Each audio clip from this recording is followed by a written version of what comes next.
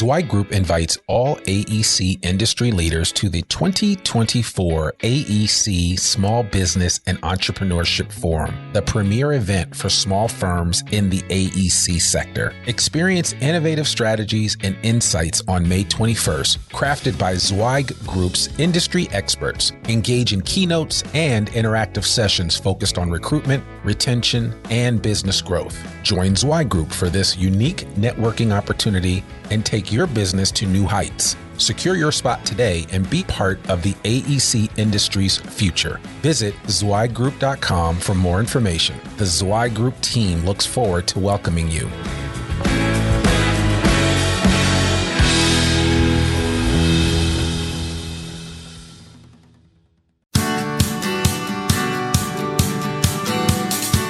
Welcome to the Zweig Letter Podcast, putting architectural, engineering, planning, and environmental consulting experts straight talk in your ear.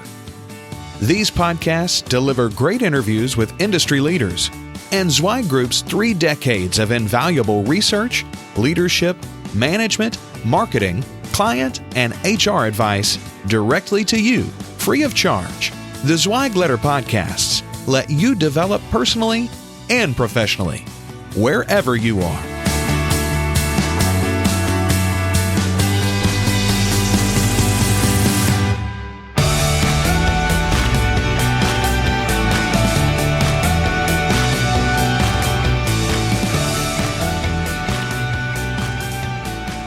Hey folks, and welcome to another episode of the Zweig Letter Podcast. I'm your host, Randy Wilburn, and today I am joined by none other than your engineering career coach, Anthony Fasano.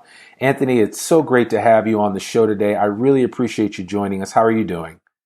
Great, Randy. Thanks for having me. I'm looking forward to this. Good. Well, listen, I certainly, we talked back and forth a little bit before the recording, and I wanted to get some basic information and learn a little bit more about you. I mean, there's so much information about you online.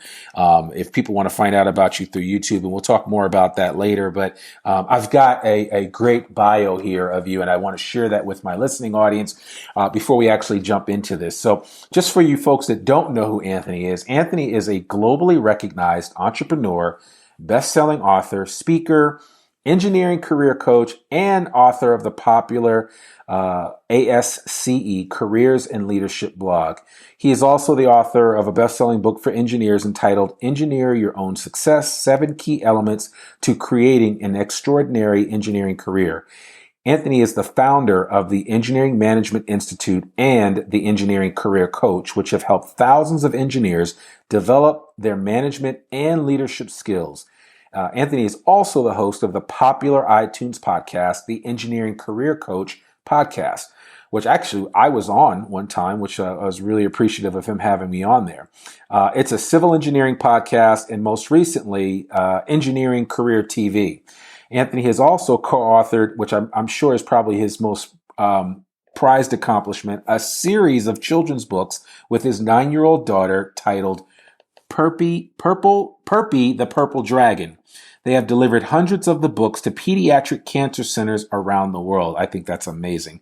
Anthony earned his Bachelor's of Science and Master's of Science degree in Civil Engineering from Lafayette College and Columbia University, respectively, and his Executive Coaching Certificate from the Institute for Professional Excellence in Coaching. Wow, that is a mouthful right there, my friend. It is so good to have you on the show. I really appreciate you taking time out of your schedule, and it's been too long since we last connected in Seattle in 2017. But thank you so much for joining us today. How are you doing?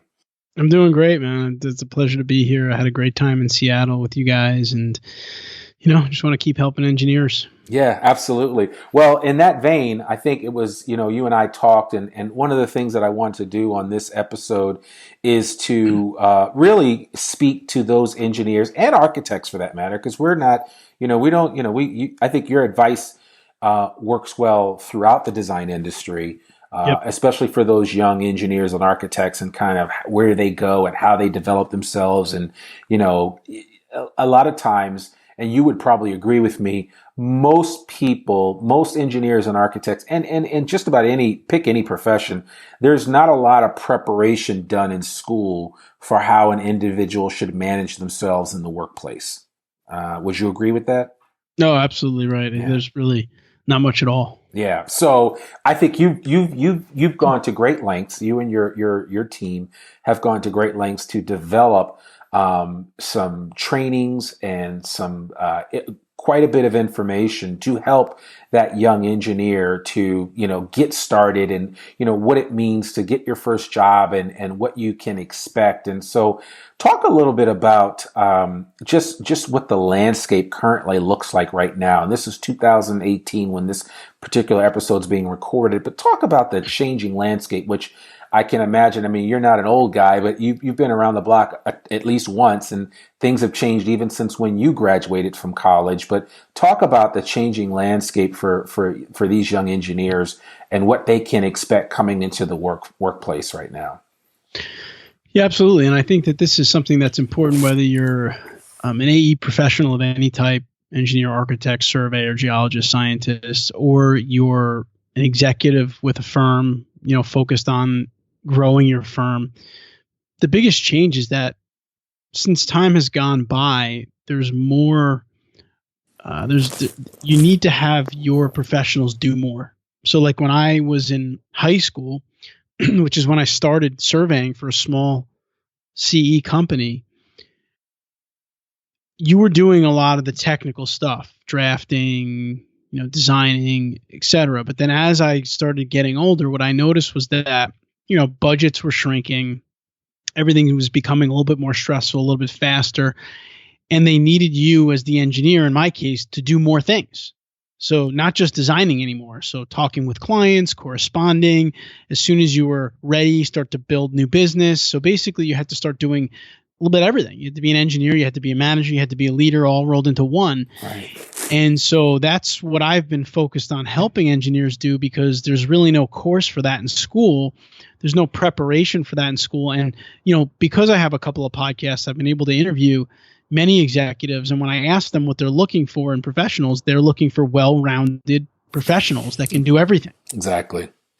And that's the key. Yeah, it's that idea, especially, from my vantage point, being in this industry and having, a couple of decades of experience recruiting, from an executive search standpoint, everybody wants that proverbial seller doer, right? So not only can they go out and sell the work, which means that they have they've got some leadership skills. They have the ability to go out and communicate effectively, to speak and talk to a client and understand what their needs and objectives are and help them come to a conclusion about how their organization can provide those needs and objectives. Then they need to be able to go and do the work. Right. And so that's that whole seller doer mindset the issue that we find with a lot of engineers is that they don't always have that capability. Some engineers are really good on the business development, communication, marketing side of things. Most engineers are pretty good on the design side of things. They need to be good in one area or the other, right? And otherwise they're going to have a hard time developing in the design space. But I think it's important to understand that, at least in my mind, I can teach a good design engineer or design architect, for that matter, the skills necessary to be a good communicator, to learn how to develop business, to learn how to get out in front of a client and effectively communicate to them in the written word, in the spoken word. I mean, all of that plays into creating success for whatever organization you are a part of. And I think engineers, if they even take a little bit of time to develop some of the soft skills that are needed on that side of the table, as well as just in general, they will make themselves much more valuable to their employer. Yeah, absolutely. And I think what you said there is really important, in that if you don't take the time to develop the communication skills and the writing skills and some of these conversational skills, you could be the best technical engineer in the world, but if you can't communicate that to other people, it's really pointless. I mean, if you can't get up and present your project in front of a board, if you can't go to a prospective client and tell them what kind of value you can bring to the table with your design work, then it really diminishes the value of your technical expertise because there's no way for you to communicate that. Right. Yeah. And I think therein lies the disconnect for a lot of engineers. I think they don't make that connection. And what I find is that, as great as it is, and even as wide of an audience base that you have, you still need to reach more people because people need to hear your message. People need to hear, what you've been through and how you've gone through the trenches and the experiences that you have garnered over the years that have allowed you to educate young engineers and architects about what they can expect and how they can grow. A lot of times, these guys just have no idea that this is even possible. And I just think it's one of the deficiencies that we see in engineering programs throughout the country is that they don't adequately prepare their people like that. But I mean, certainly that's job security for you. It creates more opportunities for you and for other organizations that can educate engineers. And that's one of the reasons why we actually had you come and participate with us at Hot Firm last year in 2017 is because we created a whole new millennial mindset focus of Hot Firm, where we invited younger engineers, younger architects to come and learn about how they can develop themselves to ultimately eventually put themselves in the driver's seat from a firm ownership perspective, to be in the conversation when it comes time to ownership transition, when an older firm owner has decided that they want to move on, that there are individuals that are appropriate to have that conversation with when it comes to new opportunities for ownership in the future. Yeah, no doubt. And I think this creates a huge opportunity for engineering or for AE firms, because if you recognize the power of developing these management and leadership skills in your staff and you take action on it, you can actually really, it's a high leverage task for these firms. It could have a big ROI, because if you can start to have more well-rounded professionals, it could definitely improve your client relations, help you get more business, and trickle down through the organization. And that's why, I do a lot of corporate training. And I think what I try to communicate to these organizations is that, kind of the low-hanging fruit of improving your bottom line is to take your existing staff team and make them better. Yeah. Invest in them and make them better, because they already know all your systems and they already know your clients and they're already working on your projects. And it could be really helpful for you. And I think the challenge is, and I just did a big corporate training 2 days for a big firm in Philly last week. And I started off the training by giving them a quote, because I know the mindset of people coming into training is, I got to sit through training, but I got a lot of projects going on, Right. So the quote I told them was, or the phrase I gave them was, if you're too busy to stop and fill up the car with gas, eventually you're going to run out. And I think a lot of firms and a lot of AE professionals need to understand that. I realize that you want to be working on your projects and you want your people to be billable.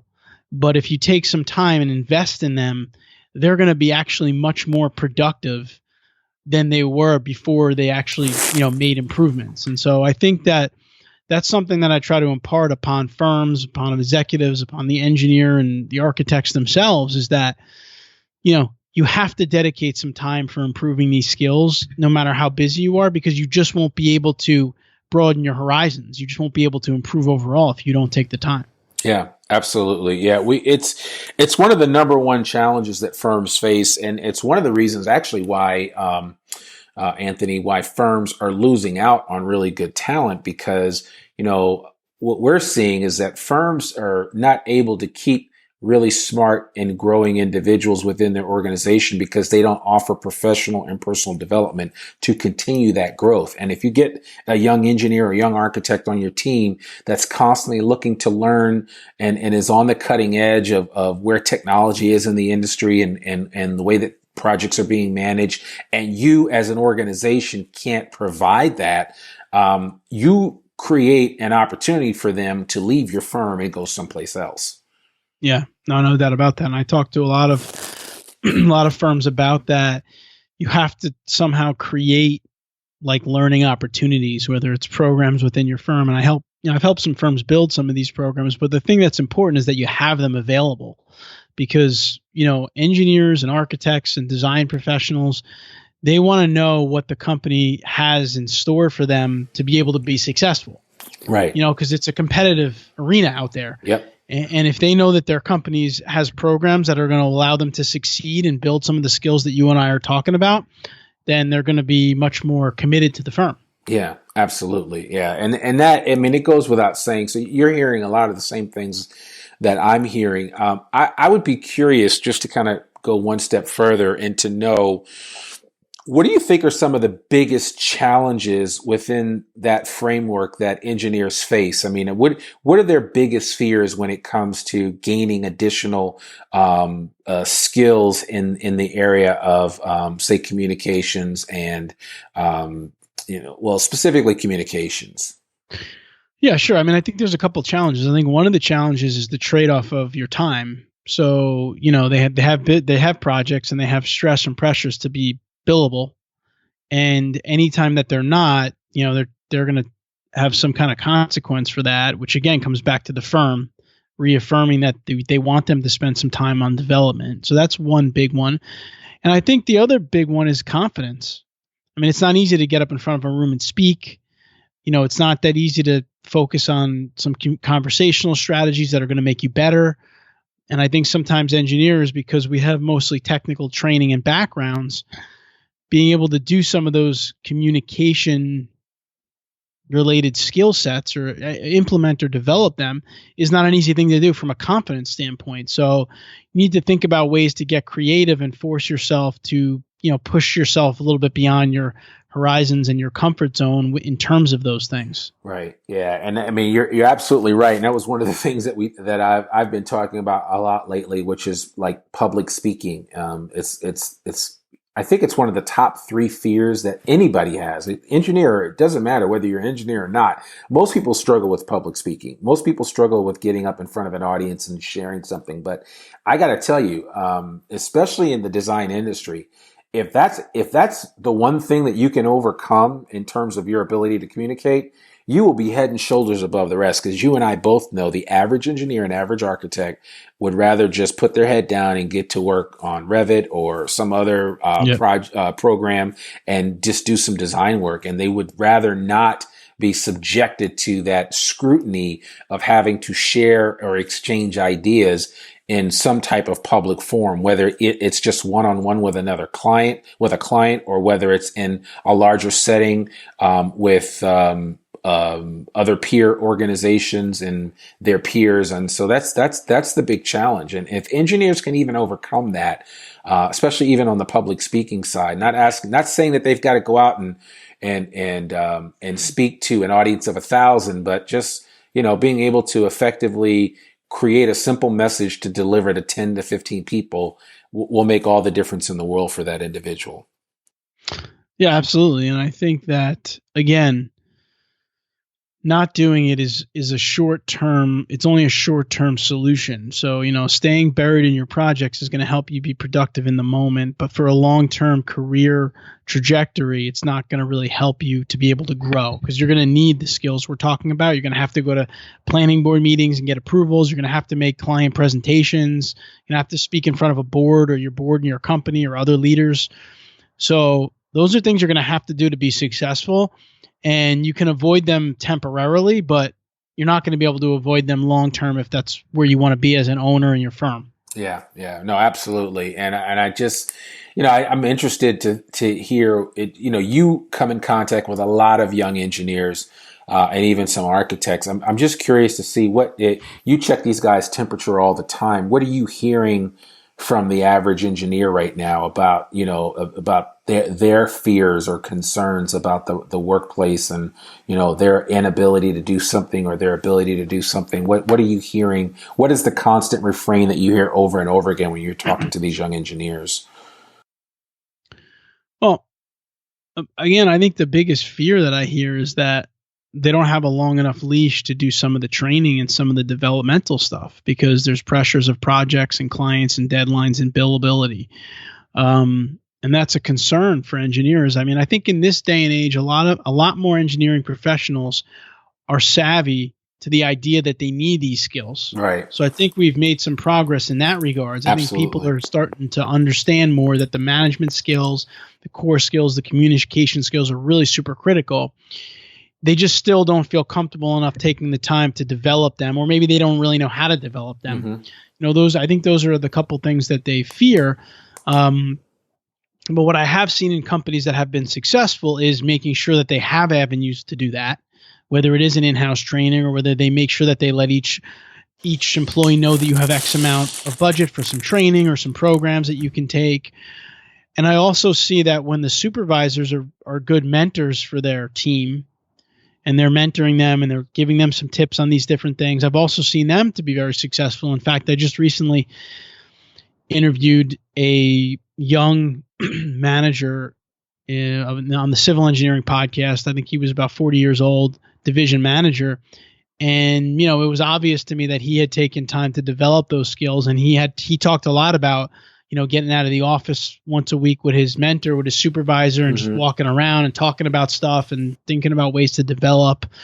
So, whether you realize it or not, the leadership of the firms have quite a bit to do with the development of these professionals. Right.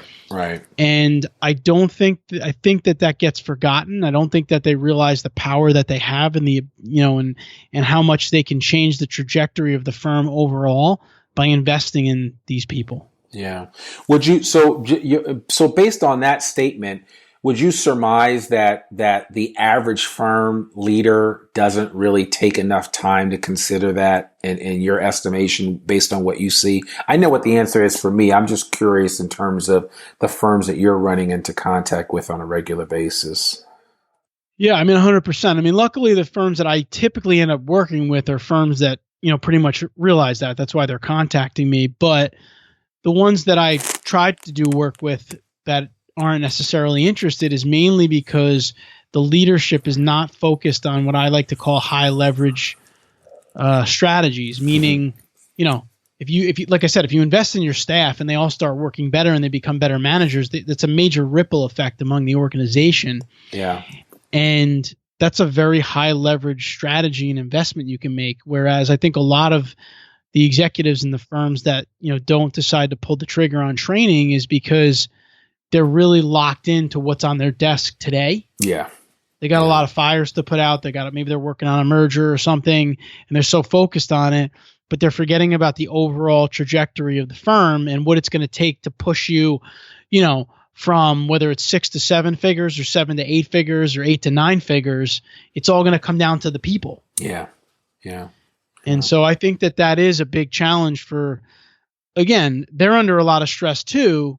And so they have to deal with what's coming at them. So it can be easy to forget about the developmental aspect of the staff. I just think it's really a big avenue for success if you invest in that. Yeah, no, absolutely. And you're absolutely right about that. A lot of people are very short-sighted when it comes to that and kind of developing people for the long term because all they're thinking about is exactly what's happening right now. And so, yeah, I think, everything that you're saying resonates with what I'm hearing from clients. And again, like you, we run across a lot of firms that are having these challenges and some firms that just essentially, if you think of it as an image, and those of you that are listening to this, just imagine an ostrich sticking its head in the sand, thinking that these kind of problems will go away, or that we'll just outspend our way, or we'll out earn our way through this problem.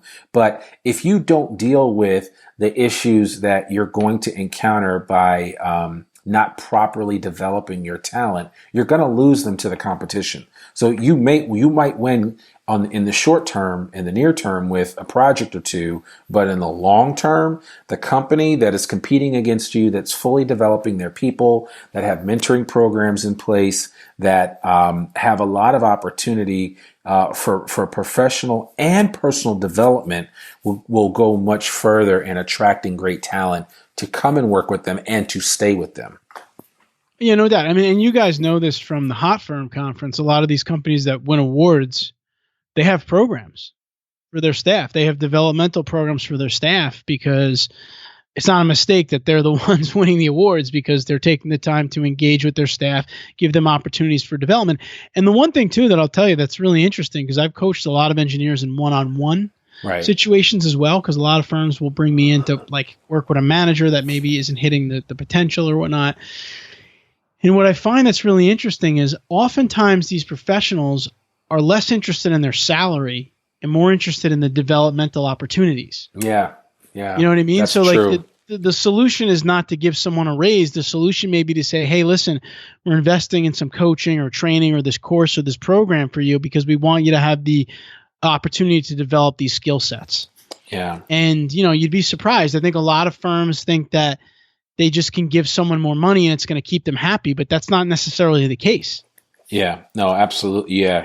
You could probably take half of the amount of money you're going to give them on a raise and invest it in training and they'll be happier. Yeah, and send them off. I mean, we even say too, if you have opportunities to send them somewhere to another location where they can kind of hyper focus on that, that it will pay off in spades as well. We've talked to people because we do a lot of training events around the country, and I always joke with people that aren't you disappointed that you're out of the office for 2 days to come to this training? And they all laugh and they all say, no, actually, we needed this break, and this is great for us to kind of, recharge and recalibrate and learn some new things. So, just something as simple as that, it might cost your firm $1,000, it might cost them $2,000 to send somebody away for a couple of days. I mean, it can pay off. And if you want to go even further, and this is a benefit that we've encouraged other firms to consider, is that whenever you send people to a training, especially if it's a kind of training where it can extend to the end of the week, like a Thursday, Friday situation, encourage them to take their spouse or significant other to join them for that weekend and say, hey, we'll pick up the hotel for that weekend, just as a way to say, listen, we appreciate you. It sometimes doesn't cost a lot unless you're sending them to London or San Francisco or New York City. But it doesn't cost a lot to do that. It's another way for a firm to reaffirm, how they feel about that individual. And it just speaks volumes to the investment that you're willing to make in somebody. And that's just an idea that I've had that I've actually told firms to consider doing. And that small investment of an extra hotel room for 1 or 2 nights on a weekend where an individual can get there to have some playtime in addition to the work time can really benefit that person. And it will create a level of loyalty that, you would have to spend a whole lot more with a recruiter to find somebody to replace them. So it's money well spent. Yeah, and I think that money that you spend on a training or developing a program internally, the ROI, of course you can see ROI in the production that gets increased of your staff, but I think the other side of it is the commitment, like the mental commitment of these people to your firm can greatly increase from just from that investment. Yeah, absolutely. Absolutely. So, what's coming now down the pike for you? I know you've changed some things around and you're doing a lot of trainings with the American Society of Civil Engineers, and you've got the podcast, you've got your book, Engineer Your Own Success. We'll put a link to that in our show notes so people, if they want to order that book on Amazon, they can get it. I'm sure it's pretty much available anywhere that you can type in www.amazon.com, and or they can probably get it off your website as well, which we will link to. But what else do you have in the works for the near future? Right now I'm just focused on training and helping as many engineers and firms as I can to do the stuff that we're talking about here. What I really try to do these days is I try to create very specific training programs that, really help people to transfer the materials back to the job. Okay. I think that's one of the things you really got to think about if you're going to invest in training is you could send them somewhere, you could purchase a course for them, but is there anything built in to help them transfer those materials back to the job? And so, that's one thing I would recommend if you're looking into training.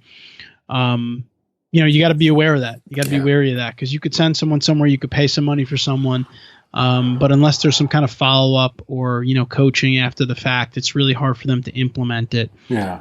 So I think about that with my programs now, but really what I'm focused on right now is helping engineers become better managers in any way that I can, whether it's through writing, through the podcast, through my corporate trainings, or online courses or whatever the case may be. And I do a lot of speaking because it allows me to, reach more people with these skill sets. But that's pretty much what I started doing years ago, and I'm still plugging away at it. So I'm just curious. I mean, given that you've been doing this for a while now, did you ever think in your wildest dreams when you were in school getting your bachelor's and then on to get your master's that you would be doing this as opposed to actually practicing engineering? No, I didn't. I advanced pretty rapidly as a civil engineer myself, and I just, for me, I got to a point where I knew what it took to be successful as an engineer, and I had done it at a young age, and I could have continued to do it, but I just felt that there was a lot of people that I could help just if they knew those skill sets and how to develop them, and it made me just want to flick the switch. But no, I mean, I had no idea when I was in school coming out that this was going to happen. Oh man, that's awesome. That's awesome. Well, we're certainly glad that you took this right turn and developed those skill sets and now have taken what you've learned and applied it so that others can learn from it. And so we certainly appreciate you doing that. I did have a couple of other questions since it kind of came up. I would love to learn a little bit more about this children's book series with your daughter, and certainly we want to link to that in our show notes because if people want to check out Perpy and the Purple Dragon, how did that come about? So my daughter, who's 11 now, I guess a couple of years ago when she was 8, she was kind of like, she liked drawing and she liked writing a bit. And my kids at the time, had 3 kids, obviously all young, they were all under 8. And I used to tell them stories. And one time I made up this story about this purple dragon named Perpy. I don't even know how I came up with it. And it was like one night after the next, it was a different story, and they loved it. Right. So I told my daughter, why don't we write a book about it? And then unfortunately at the time there was a young boy in our town who passed away from cancer. Oh man. And so we thought maybe we could do something with the book. So there was an organization that his family had teamed up with that would bring like things to hospitals for kids. And so we hooked up with that organization. We did a Kickstarter campaign. We raised a bunch of money to have about 5,000 copies of the books produced. Wow. And then through this organization, we delivered them to hospitals. I mean, I went from Maine to Los Angeles Children's Hospital. Wow. And I've developed them. In fact, I still do. About a month or two ago, I went to the Hackensack University Medical Center here with a couple of my buddies who are firemen who have a similar organization, and we did a visit together, and we brought books and stuff. So we also go to schools now and just inspire kids to kind of like write, and since that's something that I like to do. So it's kind of taken on a little bit of a life of its own because I mean the kids really like the stories, but it was really meant to be something for my kids in the beginning as like a learning thing for them, get them to do something nice and get them to write and be creative. And it seems to be living on. So. Oh, that's awesome. That's awesome. Well, certainly your daughter will have something to talk about as she gets older, that she and her dad wrote a book together. And I certainly applaud you for the efforts and the money that you raised. Even though that wasn't the original intent, it ultimately ended up helping out other people, which I think is a great thing. So, congratulations on that. Well, I did want my audience to learn a little bit more about you. So we've learned about your background a little bit, about the authorship and the fact that you like to write. So I do want the audience to find out a little bit more about some of the other things that you like to do. Why don't you just tell us real quickly what was the last book that you read that you really enjoyed? So the last book that I read was that's a good question, since I read like 3 books a week. You're like me. Between Audible and online. I read a book recently called Profit First. Okay. Which was a really good book. The guy's name is Mike Michalowicz, the author. He's written a couple of books. It talks about how companies should consider their profit first, because it's always the last thing in terms of general accounting standards. You go like, you got your top line revenue, then you take out your expenses, and if there's anything left, maybe you can pay the owners. Right. And his philosophy is to go in reverse and set it up so you're taking your profit first. And he has a whole process. It was really interesting. In fact, we're looking at implementing it because it was very powerful. But basically, I've been reading a little bit more lately about the financial side of running a business, because, when I started out, I was really focused on the coaching and developmental side, on how to get the most out of people, how to really help people learn.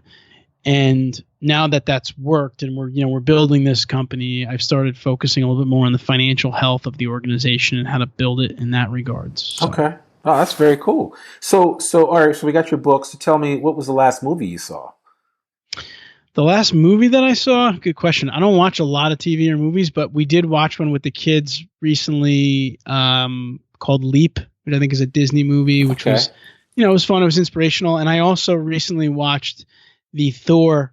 My son's a huge Avengers fan. Okay, yeah. So we went to see Thor, which I loved because I also grew up reading comic books and, Yeah, no, that's cool. Are you going to take him to see the Infinity Wars, or is he too young for that? Yeah. Oh, you are? No, we're gonna take him to that in May. We actually you already got your still tickets. have to see Black Panther. Oh, which we yeah. didn't see yet. You haven't seen that. So like you and him are like the only two people in the US that haven't seen it yet. Yeah, so, we got to go because it just recently got upended. It was the number one. It actually broke every record for Marvel Universe in terms of the best selling, which is amazing. And then you think to have that happen, and now they have Infinity Wars coming out, which it should be interesting to see what happens. So excited about it. I hope you guys enjoy that. And then lastly, how about your last vacation? Where did you go? How does the engineering career coach spend his time relaxing? I don't do a lot of relaxing, but let me see. Let's think back. The last vacation I took, geez, I don't even know if I can remember. We did get to go to, actually in February, we went to Disney. Oh, nice. For the first time. I had a speaking engagement in Orlando, so I worked it out and I brought the family for 3 or 4 days, and we did Disney. The kids hadn't been there before. It was their first time. So that was a real blast, and they had a lot of fun. And then I also, myself, went on a trip to Mount Rushmore. Oh, nice. South Dakota. Yes. A good friend of mine, actually, believe it or not, his grandfather was the chief carver of Mount Rushmore. Wow. And he was just officially named that. They hadn't given him the credit for 20 years. It was actually on CBS 60 Minutes. Really? And there was they put a plaque and there was a whole ceremony at the mountain. So I actually went with him and I actually interviewed some people from the mountain and did a civil engineering podcast episode on the construction of Mount Rushmore and stuff that went into it. Really? And that was really cool. That's amazing. Is that episode already out? Yeah, that episode is already out. If you go to the Civil Engineering Podcast, just search for Rushmore. Okay, you'll find it. But I'll put a link to that. I interviewed one of the park rangers to talk all about the construction of it, which was really interesting. And then I interviewed this gentleman at the end who talked a little bit about what he could remember of his grandfather working on it. Okay. Yeah. That sounds cool. That must be interesting. I'll have to check out that. I must have missed that 60 Minutes episode. I'm a big 60 Minutes fan, but I'll have to go back and take a look at that one. So. I think it was the weekend of the hot firm. That's probably why you missed it. There you go. I was preoccupied. So, man, well, listen, I really appreciate you taking the time and for our audience that would love to connect with you. What's the best way to reach out and touch you and talk to you? Sure. I mean, LinkedIn. I'm on LinkedIn, Anthony Fasano. I'm very active on LinkedIn. You can find me there. Okay. You can also just go to engineeringmanagementinstitute.org and contact form and find us. But I'm all over the place online, so it's easy to find me. All right, perfect. Yeah, we'll put a link to that in the show notes. We'll link to everything in our show notes, so that's what the show notes are for. So we'll do that. But Anthony, thank you so much, man. I'm glad we finally got this on the books. You're a hard man to catch up with, but this was more than well worth it. And I do believe that our listening audience will have benefited from your wisdom and knowledge. And we'll just keep doing what you're doing, man. We really, really appreciate the difference that you're making in the industry. Thanks, Randy, and thanks so much for having me. I had a lot of fun. Absolutely. Well, folks, thank you again for listening to another episode of the Zweig Letter Podcast. I want to so excited to have our guest Anthony Fasano on this episode, and also I'd be remiss if I didn't mention that we've got a special gift for you today, and that gift is simply the Zweig Letter. That's the namesake of this particular podcast, and we are giving away to each and every person that would like a copy a free year-long digital subscription to the Zweig Letter. All you have to do is visit zweiggroup.com, and right at the top of the masthead there, you can click on the Zweig Letter link, and you can put your email address in, and we will sign you up for the Zweig Letter newsletter. You'll receive it every Monday at 12 noon Eastern Standard Time, and you'll thank me for that. It's a gift that keeps on giving. I also want to let you know about a new program that we're offering, which is online learning through Z Learning. You can reach that at zweiggroup.com/Z Learning. And Z Learning is our new online continuing education program where we've basically taken some of the best programs that Zweig Group has offered in person, and we've created customized and brand new 1-hour trainings. We just rolled out the first episode that we did, which is 15 things to make you a more effective project manager. That is available and live on our website now. You can order that. It's $99 for a CEU, and you also take a quiz, and we're certified and approved through AIA, SHRM, ASCE, and several other design organizations. So if you need some continuing education credits, Z Learning is your option. We've got several new trainings that are coming out in the next month or so, including 10 things that will actually make you a better seller, writing better text, emails, and letters, and finally, how you can be more successful through creating better presentations. All of these are available at Z Learning on the Zweig Group website, zweiggroup.com/Z Learning to find out more information. We, again, thank you so much for taking time out of your schedule to listen to this podcast, whether you're on a treadmill, on a train, in your car, on a plane. We appreciate you putting us between your ears, and we hope that this podcast makes a difference in everything that you do, both personally and professionally. I'm your host, Randy Wilburn, and remember, we exist to make you more successful here at Zweig Group. Thanks so much, and have a wonderful day. Thanks for tuning in to this Zweig Letter Podcast episode. If you want more wisdom and inspiration, in addition to information about M&A, strategic planning, HR, and marketing your firm, subscribe now to the digital version of the Zweig Letter free of charge. Just visit thezweigletter.com/subscribe and leave your email address. Your free subscription will begin immediately.